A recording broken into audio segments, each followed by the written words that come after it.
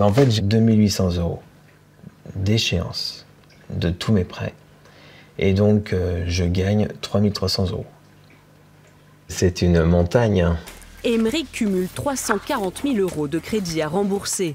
Ses mensualités excèdent donc largement le taux d'endettement admis pour chaque foyer, fixé à 35% des revenus maximum. En multipliant les crédits, Aymeric a mis le doigt dans un système qui a fini par le dépasser. C'est un peu comme si vous étiez au casino. J'aime pas ce mot-là, mais ça devient presque un jeu. Vous aviez eu des refus dans vos demandes ou... Oui, j'ai des refus. Hein.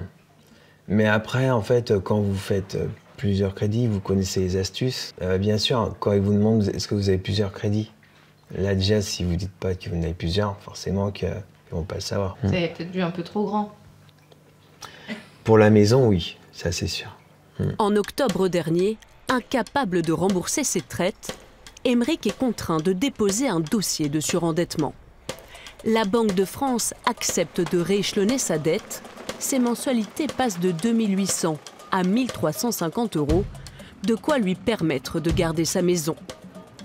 Le problème, c'est qu'un de ses créanciers a contesté cette décision. Aymeric va donc devoir défendre son cas devant un juge. Et par exemple, votre salle de bain, vous pensez que c'était important de le faire, de refaire votre salle de bain alors que vous étiez déjà largement endetté? Vous avez continué en fait à emprunter pour faire des nouveaux travaux alors que vous étiez en difficulté pour rembourser les premiers? Pas simple pour Aymeric de justifier ses choix face à la juge.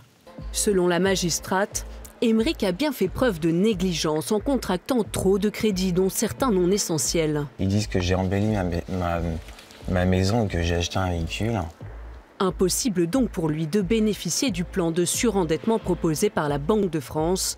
Aymeric n'aura d'autre choix que de vendre sa maison pour éponger ses dettes.